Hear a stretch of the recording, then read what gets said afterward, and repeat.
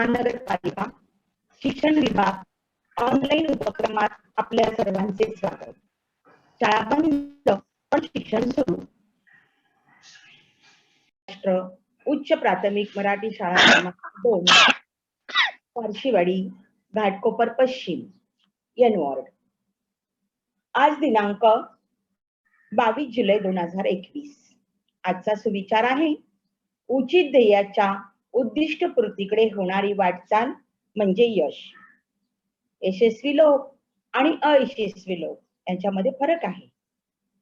जगातील सर्व यशस्वी लोकांचे रहस्य आहे आणि ते म्हणजे निरंतर मेहनत आणि धैर्य. जगामध्ये बाळांनो कोणतीही गोष्ट अशी नाही ती मनुष्य साध्य करू शकत नाही. आपण स्वतःसाठी जी ध्येय पाहतो त्यासाठी आपण कठोर परिश्रम केले पाहिजे. बाळांनो तुमची पण ध्येय उदात्त असली पाहिजे.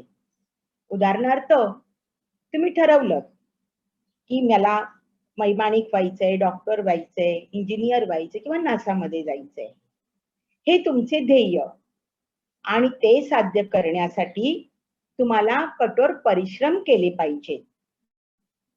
आपण आपले ध्येय साध्य करण्यासाठी धैर्य न गमावता न थांबता जर प्रयत्न केले तर नक्कीच यश प्राप्त होईल. आणि म्हणूनच म्हटले आहे की उचित ध्येयाच्या उद्दिष्टपूर्तीकडे होणारी वाटचाल म्हणजे यश. आपण आतापर्यंत मराठी सत्तेचा उदय व विस्तार पाहिला. पानिपतच्या पराभवामुळे मराठ्यांच्या उत्तर भारतातील प्रतिष्ठेला धक्का बसला होता. उत्तरेमध्ये पुन्हा सत्ता प्रस्थापित करून साम्राज्य विस्तार झाला आणि त्यासाठी ज्या घराण्यांनी महत्वाचे कार्य केले त्यांचा आढावा आज आपण या पाठात घेणार आहोत. चला तर पाहू या साम्राज्याची वाटचाल. या पाठाच्या तून पुढील अध्ययन निष्पत्ती साध्य होणार आहे. 1. मराठ्यांनी उत्तर भारतात साम्राज्य विस्तार आपल्या कर्तबगारीने केला हे समजेल. 2. साम्राज्य विस्ताराच्या कार्यातील सरदार घराण्यांचे योगदान समजेल. नाना फडणवीस यांचे कार्य समजतील. 4. आंतरजालच्या साहाय्याने साम्राज्य विस्तारामध्ये सहभागी झालेल्या घराण्यांची माहिती मिळवतील. उत्तर भारतामध्ये साम्राज्य विस्तार झाला आणि त्या कार्यामध्ये जी महत्वाची जी घराणी होती ती म्हणजे इंदोरचे होळकर, नागपूरचे भोसले, ग्वाल्हेरचे शिंदे. प्रथम आपण पाहणार आहोत इंदोरचे होळकर घराणे. इंदोरच्या होळकर घराण्यातील मल्हारराव होळकर आणि अहिल्याबाई होळकर यांच्या कार्याचा आपण आढावा घेणार आहोत. मल्हारराव होळकर. मल्हारराव होळकर हे माळवा प्रांताचे पहिले सुभेदार. माळवा म्हणजे मध्य प्रदेश. इंदोरच्या होळकर घराण्याचे ते संस्थापक होते. मराठ्यांच्या इतिहासातील ते एक कर्तबगार सेनानी होते. त्यांनी आपल्या युद्धनीतीमध्ये गनिमी काव्याचा वापर केला आणि त्यांनी माळवा, राजपूतना म्हणजे राजस्थान हे प्रदेश त्यांनी जिंकले आणि त्या ठिकाणी मराठ्यांचं वर्चस्व त्यांनी प्रस्थापित केलं. मल्हारराव होळकर यांनी एकूण 52 लढाया केल्या होत्या. पानिपतच्या युद्धानंतर उत्तरेमध्ये मराठ्यांची प्रतिष्ठा सावरण्याचे कार्य केलं ते मल्हारराव होळकरांनी. ते युद्धकलेतच निष्णांत नव्हते तर राजकारण, राज्यकारभार यातही ते हुशार आणि चाणाक्ष होते. मल्हाररावांचे पुत्र खंडेराव तेही पराक्रमी होते. कुंभेरीच्या किल्ल्याला वेढा दिलेला असताना भर दुपारी हे खंडेराव छावणीतून बाहेर पडले आणि किल्ल्यावरून सोडलेल्या तोफेचा गोळा लागून ते त्याच्यात ठार झाले. तेव्हा त्यांची पत्नी अहिल्याबाई होळकर या सती जाण्यास निघाल्या. तेव्हा मल्हारराव होळकरांनी त्यांना सती जाण्यापासून परावृत्त केलं. त्यानंतर जवळजवळ 12 वर्ष ते संस्थानिक होते. त्यानंतर त्यांच्या मृत्यूनंतर संस्थानाच्या कारभाराची सूत्र अहिल्याबाई होळकर यांच्याकडे आली. अहिल्याबाई होळकर यांना मावळ प्रांताच्या राजमाता असं म्हटलं जातं. त्यांनी इंदोरच्या राज्यकारभाराची सूत्रे हाती घेतली. इंदोरच्या राज्यकारभाराची सूत्रे सांभाळणारी स्त्री म्हणून अहिल्याबाई होळकर यांना मान दिला जातो. त्या थोर आणि उत्कृष्ट अशा प्रशासक होत्या. राज्यामध्ये शांतता आणि सुव्यवस्था निर्माण करून त्यांनी प्रजेला सुखी केले. इंदोरमधील महेश्वर येथील नर्मदा किनारी भव्य अशा आलिशान राजवाड्यांची त्यांनी निर्मिती केली. हे करत असताना त्यांनी सुधारणाही केल्या. ते आपण पाहणार आहोत. अहिल्याबाईंनी केलेल्या सुधारणा: शेतसारा, कर वसुली यांची त्यांनी व्यवस्था लावली. पडीक ज्या जमिनी होत्या त्या जमिनी त्यांनी लागवडीखाली आणल्या. शेतकऱ्यांना विहिरी खोदून दिल्या. मंदिरे, घाट, धर्मशाळा, पाणपोया, अन्नछत्र यांची उभारणी केली. चित्रामध्ये तुम्हाला दिसतंय पहा, मंदिरांचा त्यांनी जीर्णोद्धार केलेला आहे, विहिरी खोदलेल्या आहेत. तसंच रस्तेही बांधले. कलकत्ता ते बनारस पर्यंत रस्ता त्यांनी त्या काळामध्ये बांधून दिलेला होता. आपण मागच्या तासाला पाहिलं होतं की अहिल्याबाई होळकरांनी घाटही बांधले होते. तसंच विहिरी खोदल्या आणि लोकांनी उपासमार होऊ नये म्हणून ते अन्नछत्र आणि पाणपोईची त्यांनी व्यवस्था केली होती. हे करत असताना त्यांनी अजून एक महत्वाचं कार्य केलं आणि ते म्हणजे स्त्रियांची परिस्थिती बदलण्यासाठी केलेले प्रयत्न. उदाहरणार्थ, महिलांना पतीच्या संपत्तीचे वारसदार बनवले. महिलांच्या शिक्षणावर भर दिला. तसंच राज्याचा कला, व्यवसाय, शिक्षण या क्षेत्रामध्ये विकास केला. त्यांनी सांस्कृतिक ऐक्य साधण्याचाही प्रयत्न केला. भारतातली आपली जी तीर्थक्षेत्रे आहेत, जगन्नाथपुरी, रामेश्वर, काशी, सोमनाथ, अयोध्या, गया, मथुरा येथील मंदिरांचा त्यांनी जीर्णोद्धार केला. पुढचं आपलं जे घराणं आहे ते नागपूरचे भोसले.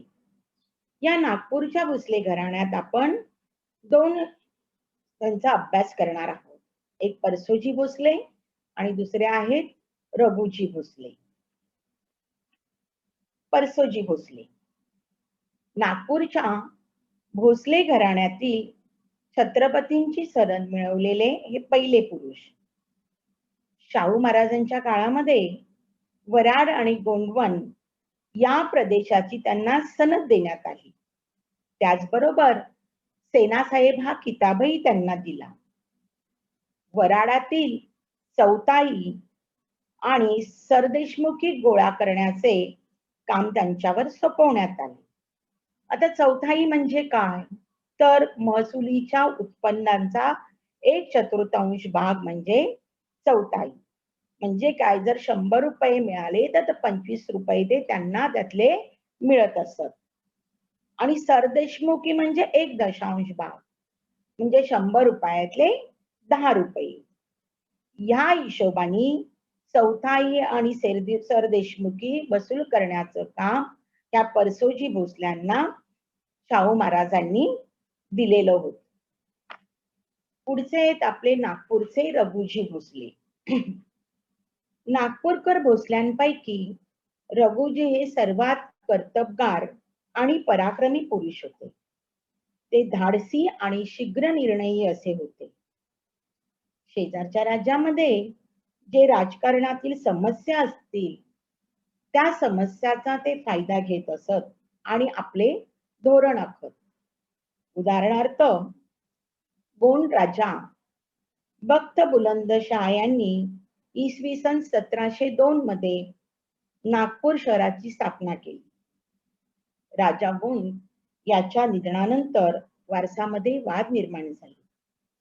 तेव्हा रघुजींनी दोनदा मध्यस्थी केली. मग त्यांना वाटू लागलं की आपण आपल्या हाती सत्ता आलेली असताना आपण परत केली आणि मग नंतर त्यांना तो मोह आवरला नाही आणि गोंड राजा बुराणशहाला त्यांनी राजकीय भावले बनवून नागपूरची खरी सत्ता आपल्या हातात घेतली. त्यांनी दोनदा बंगालवर आक्रमण केले, कटकवर आपला अंमल प्रस्थापित केला होता. चांदा, छत्तीसगड, सबलपूर आपल्या अधिपत्याखाली आणले. बंगाल, बिहार, ओडिशा हे प्रदेश मराठ्यांच्या प्रभावाखाली आणले. इसवी सन 1853 पर्यंत त्यांच्या वारसांनी म्हणजे इंग्रजांनी ताबा घेईपर्यंत नागपूरवर राज्य केले. रघुजी भोसल्यांनी आपल्याला या चित्रामध्ये जो किल्ला दिसतोय नगरधन किल्ला त्याचं त्यांनी बांधकाम केलं. हे नागपूरचं प्रवेशद्वार म्हणून ओळखलं जातं. हा आहे नगरधन किल्ला आणि यांचं बांधकाम रघुजी भोसले यांनी केलं. ते सर्वात कर्तबगार आणि पराक्रमी असे होते. दक्षिणेतील तिरुचिरापल्ली अर्काटचा प्रदेश त्यांनी जिंकला. पुढचं आपलं घराणे आहे ग्वाल्हेरचे शिंदे. या ग्वाल्हेरच्या शिंद्यांमध्ये आपण राणोजी शिंदे, जयाप्पा शिंदे, दत्ताजी शिंदे आणि महादजी शिंदे यांचे कार्य पाहणार आहोत. राणोजी शिंदे. राणोजी हे एक मराठेशाहीतील पराक्रमी घराणे. बाळाजी विश्वनाथच्या पदरी राणोजी होते. थोरल्या बाजीरावांनी राणोजी शिंदे यांना उत्तरेस सरदार म्हणून नेमले. इसवी सन 1728 ते 1729 या कालखंडामध्ये चिमाजी अप्पांनी माळवा जिंकून 3 सरदारात त्याची वाटणी केली. परंतु राणोजी शिंदे हे शूर आणि निष्ठावंत असल्यामुळे 1.5 कोटी वसुलीपैकी 65.5 लाखाचा मुलूक चिमाजी अप्पा यांनी राणोजी शिंदे यांना दिला. राणोजी शिंदे यांना जयाप्पा, दत्ताजी, महादजी ही मुले होती. त्यांनी सुद्धा आपल्या वडिलांप्रमाणे पराक्रम गाजवून उत्तर भारतात मराठ्यांची सत्ता प्रबळ केली. तसेच वसईच्या प्रसिद्ध किल्ल्याला सुरुंग लावण्याची बहादुरी राणोजी शिंदे यांनीच केली होती. पुढचे आहे जयाप्पा शिंदे. जयाप्पा शिंदे हे शिंदे घराण्याचे प्रमुख होते. बादशाने मोगल सत्तेचे रक्षण करण्याचे काम मराठ्यांवर सोपवले. त्याच्या बदल्यात त्यांना काही प्रदेश व वसुलीचे अधिकार दिले. हे करत असतानाच राजस्थानच्या कामगिरीवर असताना राजपुतांविरुद्ध लढत असताना नागोर येथे जयाप्पा शिंद्यांची लढताना हत्या झाली. पुढचे आहेत आपले दत्ताजी शिंदे. दत्ताजी शिंदे हे शूर सरदार होते. अब्दालीने दिल्ली लुटल्यानंतर 1757 मध्ये पेशव्यांनी त्यास उत्तर हिंदुस्थानचा कारभार सुधारण्याचे आदेश दिले. यामध्ये नजीब खानचे पारिपत्य, लाहोरचा बंदोबस्त, तीर्थक्षेत्रे मुक्त करणे, बंगाल पर्यंत स्वारी करून कर्ज फेडण्यासाठी पैसा उभा करणे इत्यादी जबाबदाऱ्या पेशव्यांनी त्यांच्यावरती सोपवल्या. पानिपतच्या युद्धामध्ये नजीब खानने त्यांना ठार मारले. मारण्याच्या अगोदर नजीब खानने दत्ताजी शिंदे यांना विचारले, क्यों पाटील और लढोगे? त्यावर दत्ताजींनी उत्तरलेलं, क्यों नहीं, बचेंगे तो और भी लढेंगे. हे उत्तर अजरामर झाले. असे हे पराक्रमी दत्ताजी शिंदे. हे जरी असं असलं तरी राणोजी शिंदेच्या मृत्यूनंतर माधवराव पेशव्यांनी सरदारकी दिली ती महादजी शिंदे यांना. महादजी शिंदे शूर आणि पराक्रमी होते. महादजींनी पानिपतच्या पराभवानंतर उत्तर भारतामध्ये मराठ्यांचं वर्चस्व आणि प्रतिष्ठा निर्माण करण्याचं कार्य केलं. त्याचबरोबर फ्रेंच लष्करी तज्ञांच्या मार्गदर्शनाखाली कवायती फौज त्यांनी निर्माण केली.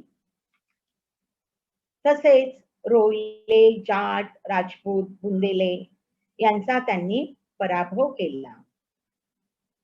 इंग्रजांवर मात करून मुघल बादशाला पुन्हा गादीवर बसवले. गनिमी काव्याची युद्धनीती वापरून इंग्रजांचा वडगावच्या लढाईत त्यांनी पराभव केला. पुढे शिंदे छत्री वानवडी पुणे. पानिपतच्या तिसऱ्या लढाईनंतर महादजी शिंदे यांनी मराठी साम्राज्याला एक उभारी मिळवून दिली. दिल्लीच्या कारभाराची व्यवस्था लावून ते पुण्यामध्ये आले. पुण्यातील वानवडी येथे त्यांचा मृत्यू झाला आणि तेथेच त्यांचे स्मारक आहे आणि या वानवडी येथील स्मारकाला शिंदे छत्री म्हणून ओळखले जाते. शिंदे, फोळकर, भोसले यांच्याप्रमाणे इतर सरदारांनी देखील मराठ्यांच्या राज्याची उल्लेखनीय अशी सेवा केली. त्यातला कान्होजी आंग्रे 18व्या शतकातील मराठा आरमाराचे ते प्रमुख होते. शिवाजी महाराजांनी उभारलेले आरमार प्रबळ बनवले.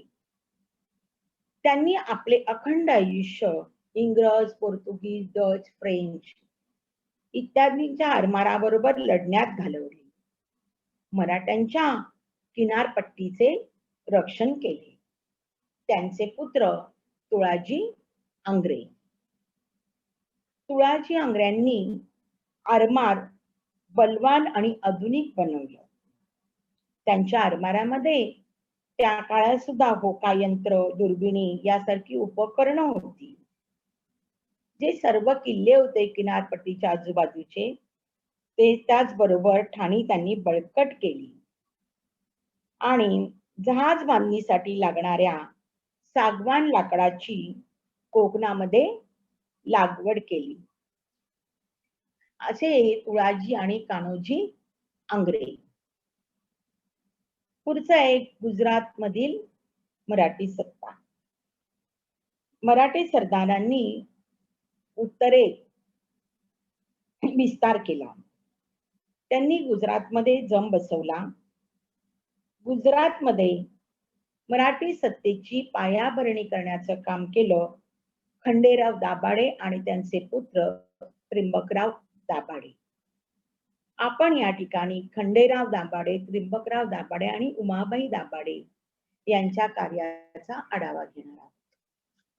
पहिले आहेत खंडेराव दाभाडे. तळेगाव येथील हे दाभाडे घराणे. 18व्या शतकात मराठ्यांचे राज्य गुजरातमध्ये वाढवण्याचे श्रेय खंडेराव दाभाडे यांना दिलं जातं. गुजरात प्रांतामध्ये बडोदा पर्यंतचा प्रदेश त्यांनी काबीज केला. अनेक खंडण्या त्यांनी वसूल केल्या. छत्रपती शाहू महाराजांनी खंडेराव दाभाडे यांची मराठा साम्राज्याचे सरसेनापती म्हणून नियुक्ती केली. खंडेराव दाभाड्यांनी सैन्याचं संघटन करण्यासाठी, सैन्य भक्कम करण्यासाठी भिल्ल, कोळी या लोकांशी मैत्री करून सैन्याचे संघटन केले आणि गुजरातवरती आपली सत्ता प्रस्थापित केली. खंडेरावांच्या मृत्यूनंतर त्र्यंबकरावा शाहू महाराजांनी सेनापती पद दिले. त्र्यंबकराव सुद्धा शूर आणि कर्तबगार होते. त्र्यंबकरावांच्या शौर्यामुळे सेना खास केलपद हे त्यांना देण्यात आलं. बाजीराव आणि त्र्यंबकराव यांच्यामध्ये डबाई येथे लढाई झाली आणि त्यामध्ये त्र्यंबकराव मारले गेले. त्र्यंबकरावांच्या मृत्यूनंतर उमाबाई दाभाडे यांनी सरसूत्रे आपल्या हाती घेतली. उमाबाई दाभाडे ह्या खंडेराव दाभाडे यांच्या पत्नी, मराठ्यांच्या त्या पहिल्या सरसेनापती होत्या. उमाबाईंनी घरदार सांभाळत दप्तरी काम, सैन्याचे नेतृत्व, लढाई ही सर्व कामे त्यांनी केली. एक तुम्हाला एक गोष्टही त्या ठिकाणी मी सांगणार आहे की उमाबाई कशा होत्या, त्यांचा स्वभाव कसा होता. म्हणजे मनामध्ये एखादी गोष्ट ठरवली की त्या मिळवत असत, असा त्यांचा जिद्दी स्वभाव होता. आणि त्याचं एक उदाहरण, उमाबाई लहान असताना पन्हाळगडावर गेल्या होत्या. तेव्हा ताराबाई राणी साहेबांचे दागिने त्या पाहत होत्या. त्यांचे जे सोन्याचे तोडे होते ते त्यांना आवडले आणि म्हणून त्यांनी ते हातात घेतले. तेव्हा त्यांचे सासरे येसाजी म्हणाले, सोन्याचे तोडे घालण्याचा मान राजघराण्याचा असतो. उमाबाईंचा स्वभाव जिद्दी होता. कालांतराने म्हणजे थोड्याच वर्षामध्ये अहमदाबादवर जरवर खानने हल्ला केला. उमाबाईंनी त्याचा पराभव केला आणि जरवर खानला जेरबद्द केलं. म्हणून शाहू महाराजांनी त्यास खास तयार केलेले सोन्याचे तोडे दिले आणि उमाबाईंचे लहानपणचे जे स्वप्न होतं ते साकार झालं. उमाबाईंनी अहमदाबादच्या मुघल सरदाराचा पराभव करून तिथला किल्लाही त्यांनी जिंकला होता. आपलं पुढचं घराणं आहे ते गायकवाड घराणे. गायकवाड घराण्यामध्ये दमाजी गायकवाड आणि पिलाजी गायकवाड मराठी शाहीतील ही सुप्रसिद्ध घराणी. या चित्रामध्ये जे दिसतंय ते राजघराण्याचं चिन्ह आहे. आपण प्रथम पाहणार आहोत दमाजी गायकवाड यांचे कार्य. पुणे जिल्ह्यातील खेड तालुक्यातील दावडी या गावचे दमाजी गायकवाड खंडेराव दाभाड्यांच्या सैन्यातील ते एक सरदार होते. इसवी सन 1720 मध्ये बाळापूर येथे झालेल्या लढाईत त्यांनी पराक्रम केला. म्हणून शाहू महाराजांनी त्यांना शमशेर बहादूर हा किताब दिला. दमाजीच्या मृत्यूनंतर त्यांचा मुलगा पिलाजी हा गादीवर आला. पिलाजी गायकवाड 18व्या शतकात मराठ्यांचे राज्य गुजरातमध्ये वाढवण्याचे श्रेय पिलाजी गायकवाड यांना दिलं जातं. मराठ्यांचे राज्य गुजरातमध्ये वाढवत असताना त्यांनी पराक्रमही केले. हे मराठा सेनापती होते आणि गायकवाड घराण्याचे संस्थापक. इसवी सन 1721 मध्ये पिलाजीने बोंगलाचे सोनगड जिंकून घेतले. तसेच 1727 मध्ये दबई आणि बडोदा ही शहरं त्यांनी हस्तगत केली. आपण या ठिकाणी पाहिलं की होळकर, शिंदे, दाभाडे ही जे काही घराणी होती, या घराण्यांनी मराठी सत्तेचा विस्तार केला आणि हा विस्तार करत असताना त्यांनी पराक्रम केले, शौर्य दाखवलं आणि हे विस्तार करण्यामध्ये मोलाचं कार्य ह्या घराण्यांनी केलं. असं जरी असलं तरी माधवराव पेशव्यांच्या मृत्यूनंतर मराठ्यांच्या राज्याची घडी विस्कटली आणि ती बसवण्याचे कार्य केले नाना फडणवीस यांनी. नाना फडणवीस हे पेशव्यांचे प्रसिद्ध कारभारी होते. पेशव्यांची विस्वटलेली घडी महादजी शिंद्यांच्या मदतीने पुन्हा बसवली ती नाना फडणवीसांनी. दक्षिणेकडील राजकारणाची त्यांनी सूत्र सांभाळली. तसेच दक्षिणेमध्ये मराठी सत्तेचे वर्चस्व त्यांनी टिकवून ठेवले. संकट काळामध्ये मराठ्यांची एकी टिकवली.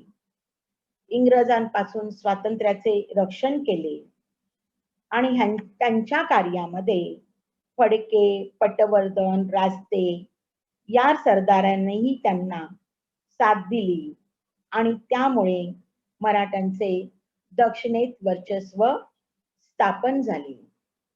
अशा प्रकारे हे मराठी सत्तेला सावरण्याचं काम नाना फडणवीस यांनी केलं.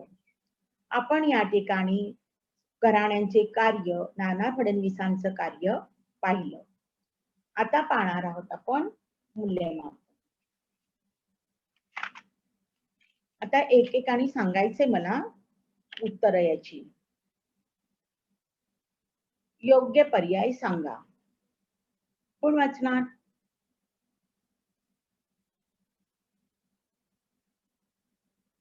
टीचर मी वाचू विशाखा. वाच विशाखा. हा टीचर. इंदोरच्या राज्य कारभाराची सूत्रे सांभाळणारी स्त्री. हा पर्याय पण वाचू टीचर? नाही, आता उत्तर सांगायचं ना. राणी लक्ष्मीबाई, राणी ताराबाई, अहिल्याबाई. विशाखा सांगू? हा सांग बेटा. अहिल्याबाई होळकर. शाबास. इंदोरच्या राज्य कारभाराची सूत्रे सांभाळणारी स्त्री अहिल्याबाई होळकर. दुसरं टीचर मी वाचू? हा वाच. दुसरा आहे पेशव्यांची प्रसिद्ध कारभारी. हा. पहिला आहे नाना फडणवीस. हा. दुसरा आहे महादजी शिंदे. शाबास. आणखीन? तिसरा आहे हरिपंत फडके. हा. चौथा आहे श्रीनिवास पटवर्धन. हा. मग उत्तर कोणतं आहे?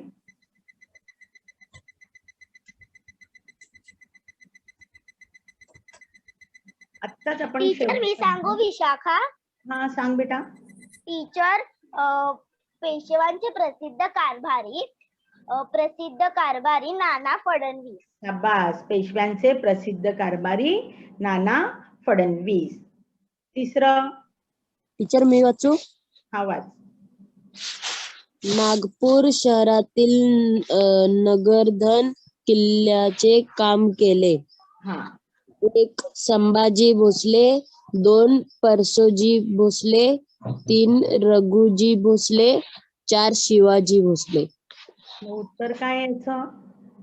रघुजी भोसले. रघुजी भोसले यांनी नगरधन किल्ल्याचे काम केले आणि ते नागपूरमध्ये आहे हा नगरधन किल्ला. चौथं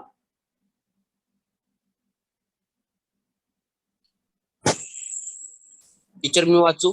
हा वाच. वाच बेटा.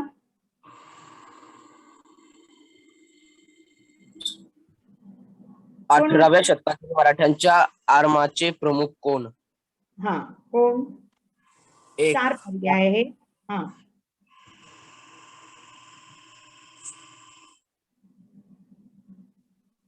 पर्याय बघ. 1 कान्होजी आंग्रे, हा. 2 मल्हारराव होळकर, हा. 3 खंडेराव दाभाडे आणि 4 दत्ताजी शिंदे. मग कोण आहे याच्यातलं? खंडेराव दाभाडे. नाही. बघा बरं, शिवाजी महाराजांच्या आरमाराचे प्रमुख होते. कोण होतं? त्यांचा मुलगा पण त्यांच्या बरोबर होता, तुळाजी आंग्रे. मग कोण असेल? टीचर कान्होजी आंग्रे. हा. कान्होजी आंग्रे हे मराठाच्या आरमाराचे प्रमुख होते. 5वं